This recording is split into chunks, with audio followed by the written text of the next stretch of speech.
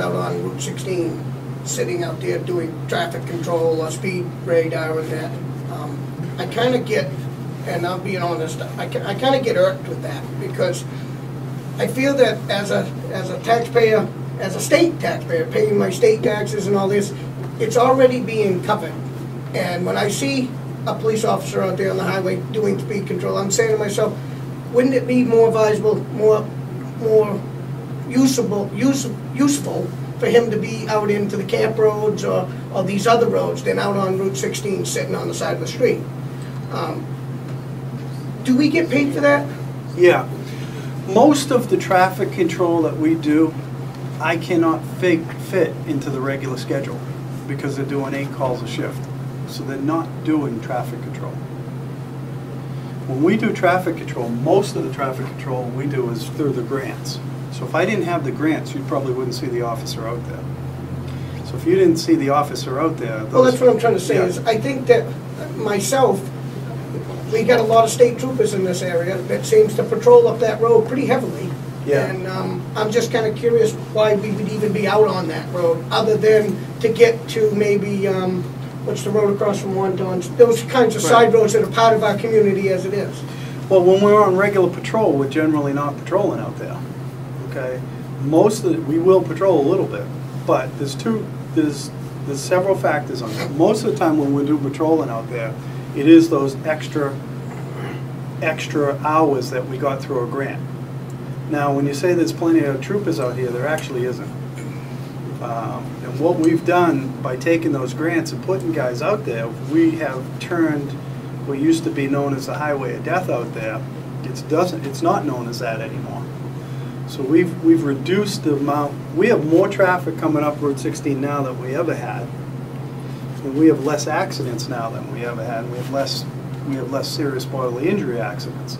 So we've taken what is more traffic and reduced the accidents and injury. And we do that through the grants. So you have to get people out there. As far as troopers out there, that's kind of a misnomer. There isn't much for troopers out. And troopers that's kind of all they do, is traffic control. They'll help you out with something if you call them. They'll help you out. But there's only C.R.O.W. County and Belknap, which is Troop B. There's only like 2 or 3 troopers out in both counties. Yeah, plus the sheriff's department, going up and down the street. I mean, well, the sheriff's department. Okay, if you take the 12 people that the sheriff's department has and then divide that by 24/7, well, actually they don't do 24/7, but they do, nighttime and daytime times 7. They don't do traffic control. They do it a little bit. Sometimes you see them out there when they get caught up. When any officer gets caught up, he's not going to just go sit. They're going to go out on a highway somewhere. So that's when you'll see them. But if we didn't do those grants, the roads would be a lot more problems out there. But we don't just do 16 though, too. We do 153 and 109. It's kind of like you see what you used to see, and it's kind of like if you were to go down Dick Bullen's, buy a red Jeep now, on your way home you'd probably see 3 of them, but you never saw them before. But if you travel 16 all the time, you see cops there all the time because you're seeing them, because you're like, hey, there's a cop there, there's a cop there. We're not there really. We're also on 109, 153 as far as the traffic control goes. But we really do need those grants, and what they cost the town actually is that comes from highway safety. So the taxpayers out who live in Wakefield, we've already paid that money in. So it's kind of like a rebate. So if we don't apply for it and get it back, we're just paying it without the benefit of it. So it's kind of like, you go to the store and you buy antifreeze and it's $12, but if you send in the coupon you'll get 5 back. Well, it'd be nice if you didn't have to pay the 12 in the first place, but you just could pay 7 for it. But if we don't apply for the grant to get some of that back here, we've already paid for that. So what they pay us on those grants is they pay 100% of the officer's salary and the other cost, and we pay the gas for the cruiser. So it's a good deal for us to get the extra coverage without much expense. But we really do need it. It really has reduced the accidents out there. and I hope I don't curse the town by doing it, but I want to keep that road Well, out I there think safe. they've done a great you know. job on the highway control, in fixing some of the pull-offs that they've done, especially Yeah. where the accidents have occurred in most of these fatal accidents. They've widened these roads up and they've given pull-offs so that they can pull off the main traffic. That was probably 2/3 of why we don't have honestly, that was probably a bigger part of why we don't have the accidents out there. But enforcement also is a good component of that too. I mean, you really need it out there, but Ralph, you had your... What you folks just touched on, I was gonna ask, are the grants more of the reason for less problems than the turn lanes that have been put up there, the widening? I think the construction actually did more for the accidents than the patrol, but you do need that patrol out there. You gotta have both. It's kind of like if you go to the doctor and say, hey doc, I'm 50 pounds overweight, should I eat less or exercise? Well, how about both? It's, you gotta do both, I think the rumble strips, too, slow down the traffic immensely out there. I mean, I go up on 16 all the way, to Portsmouth almost sometimes 4 times a day. Put on 75,000 miles a year, but I see a state trooper every time I go up and down Route 16. But the rumble strips, they put packs of cars together because it seems like no one wants to pass anybody because they don't want to go over the rumble strip. So now, if you want to pass a car, you're passing 10 cars, so you don't do it. So I think the rumble strips really helped out slowing the traffic down a little bit. They did. The other thing that rumble strips did was they helped the head-ons. We got a real reduction in head-on accidents after the rumble strips came in. So those were a good addition. Technology on rumble strips, from what I understand, they might start grinding them a little less shallow into the Yeah, tar. because they're tearing up the roads pretty good. Water's getting in the road. But, they've done a good job. Al? There's one thing I wanted to bring up that I've been hearing a lot about it, why you, Wakefield Police Department's on 16. Well, number one, it does run through the town of Wakefield. The other thing is that you have no idea how much area a state trooper has to cover. There's only one trooper, and there are not that many of them to cover the area. It's the same as a conservation officer. You have no idea how big an area that one man has to cover with all the complaints they get.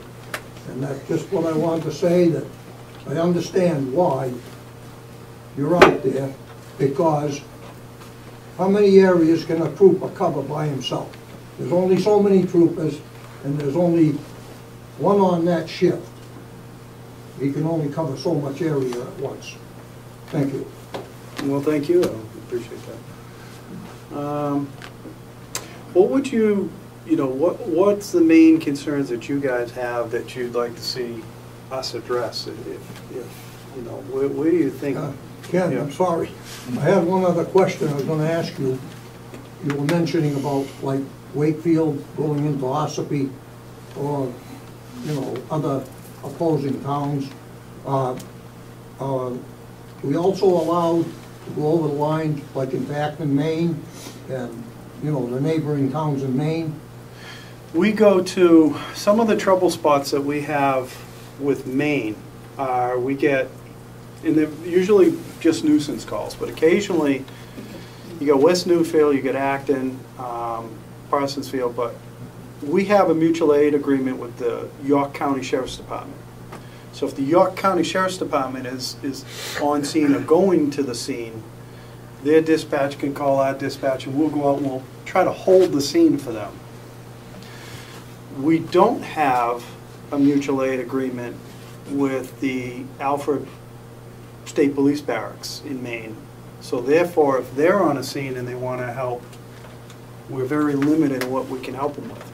But sometimes what we have to get called to, like we get things at the dam out there, the boat launch, Hon Pond, sometimes a domestic over the line,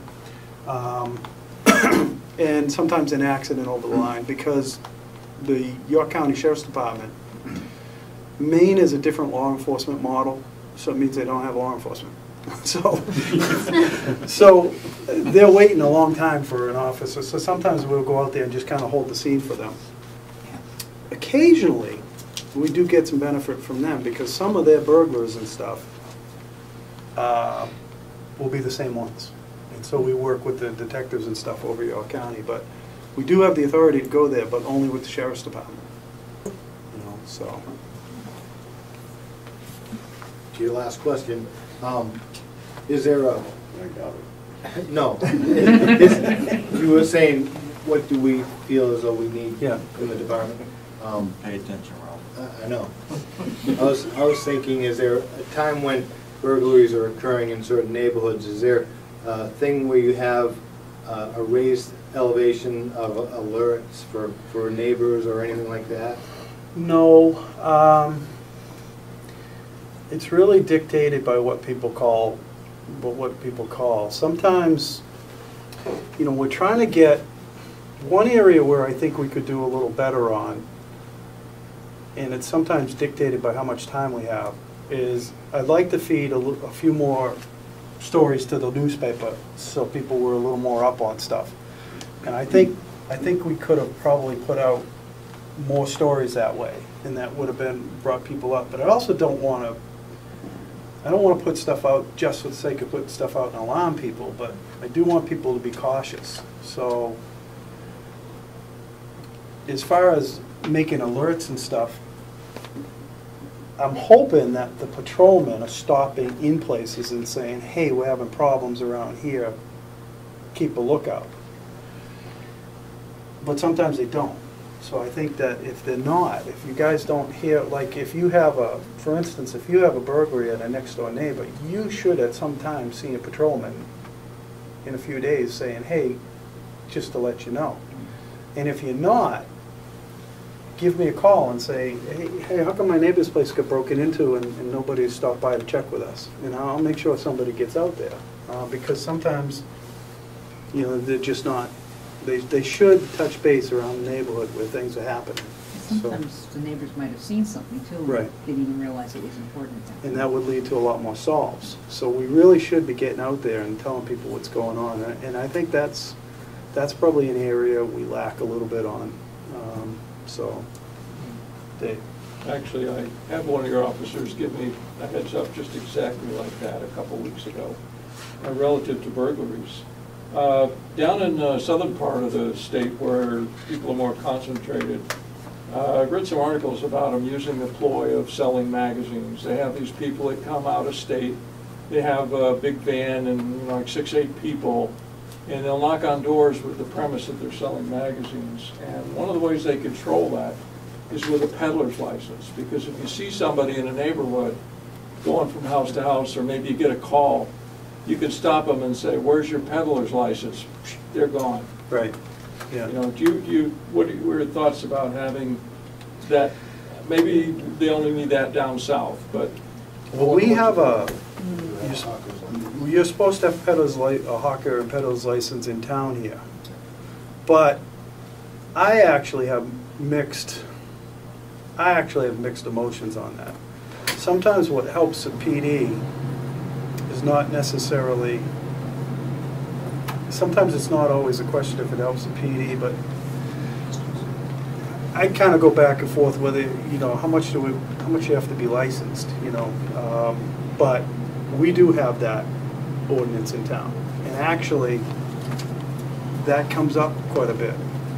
It does give us the ability to say, hey, what are you selling, you know.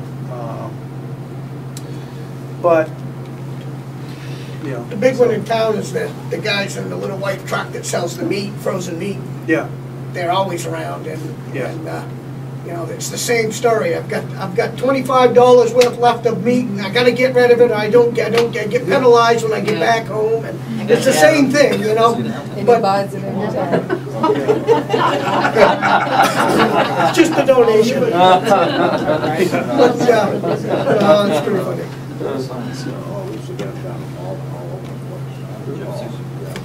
My biggest concern is when somebody's going to go on my private property and break into my house. So what can we do? The neighborhood block watcher, I would like you to go into what would that entail? Do we actually patrol ourselves, or do we just report things? How would that work? If you do a neighborhood watch, there's a national model on neighborhood watch, and you can take it from as little as you want to do it to however extensive you want to do it. They've gone back and forth. They've gone back and forth with. We've had them in town.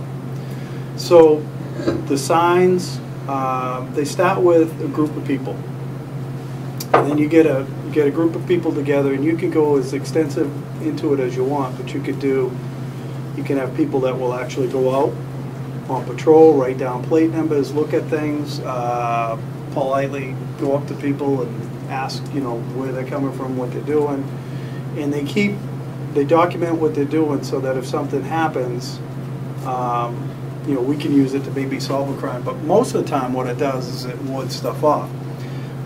But in our town, I think what works the best is we almost have our own type of non-structured neighborhood watches. And they start with like the lake associations, the developments, and things like that. You'll get a group of people that will say, if they know when everybody's going out, like when people are going to work, going on vacation, and other people take responsibility to watch out,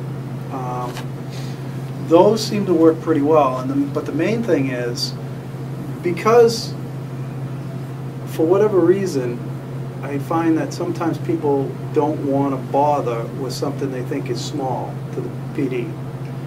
So the main thing is, whatever group you get going out there, however extensive you have it, call us with the stuff that you're concerned about, and we'll check it out for you.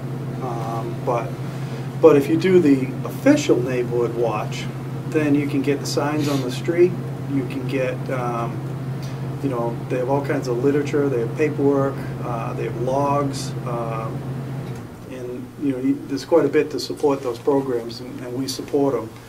But basically, I would encourage every section of town having kind of a neighborhood type of go-to person type of watch type of thing, whether it be down Concord Lane or something, and saying, well, okay,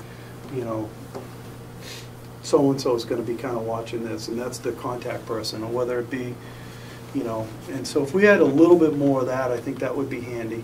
The other thing too is a little bit of construction, a little bit of clean out of the properties, and then the third thing is that home protection. You may call the police, but you may have somebody who you need to protect yourself against, like that issue that we saw a couple of weeks ago with Farmington. So you got to be vigilant. You got to have the ability to protect yourself, and you got to have an interface with the police. So. Is there a crime line for the town that's like an anonymous tip line or anything? No. No, just call us. We recognize the voice anyways. Oh yeah. Caller ID. I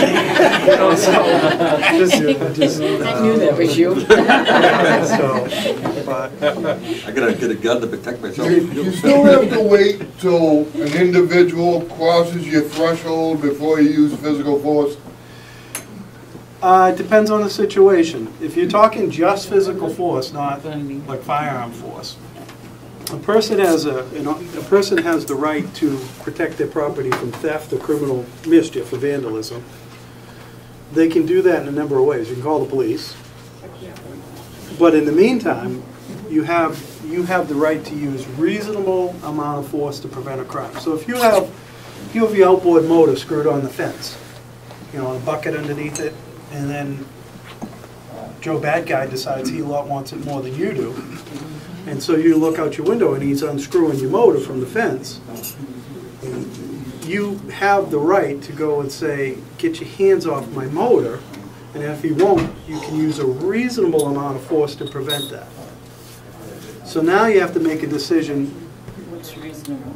What's reasonable, and is it worth it for the outboard motor? Which is a little bit different than if your kid's walking in the road and somebody's going to grab her by the hand and try to put her in a van. So you got two separate things at that point, But off your property, if you see somebody who needs protection, say you go to the Woodman store, the country goods store, and, there's an old lady, like the old lady that was down Mobile on the Run, who got dragged across the nun, she was a nun actually, got dragged across the parking lot and really hurt. Well, if you were a bystander, you could muckle on that guy and use force against him to prevent that off your property, and you'd have every right to do that. So you certainly on your own property have a right to protect your own interests, but you also off your property have a right to protect another person, so that's either by physical force or in some instances by a firearm. So if the guy's out there trying to steal your motor, and you go out and, it comes down to, he wants the motor more than you do, and could you pull a firearm and tell him, don't take my motor? And if it came down to that, and then he come at you, could you? The motor, starting with the motor scenario, you have to start with a reasonable amount of force to prevent the theft. At that point, you're not at a situation where it's a life-threatening issue. Because all you're talking about is potentially losing your motor.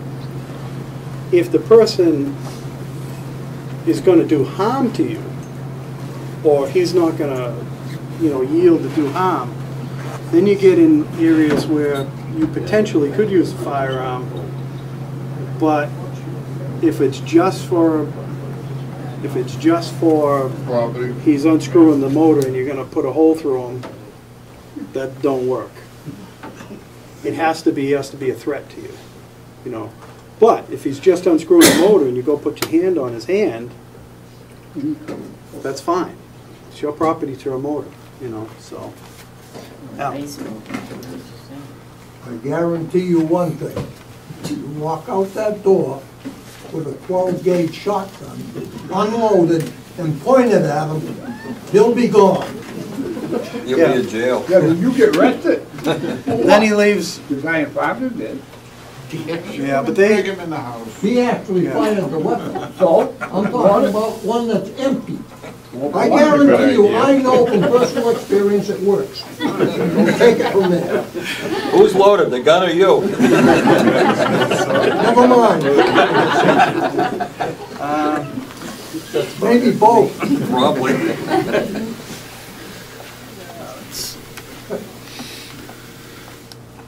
Well, anyways, guys, thank you very much. Thank you.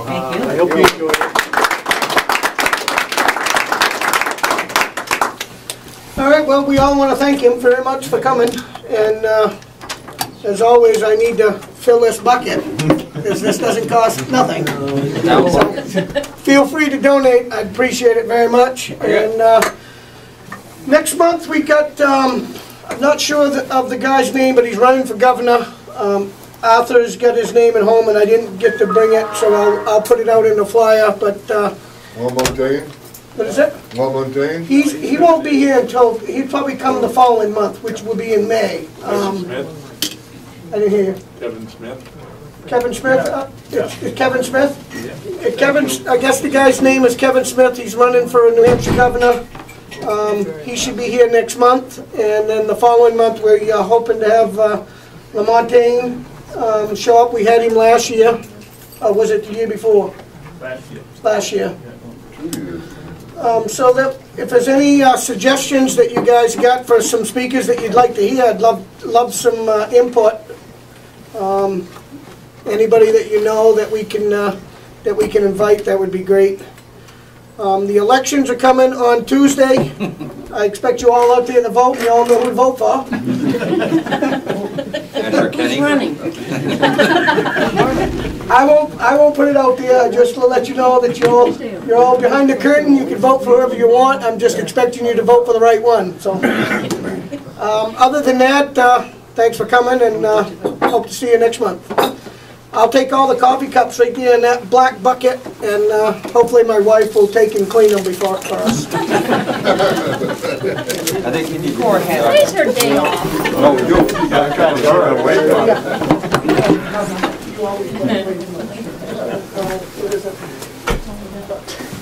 You get over there, Cody. You're buying. I'll give it yours. Al wants me to get up there with a shotgun, we'll get plenty of money.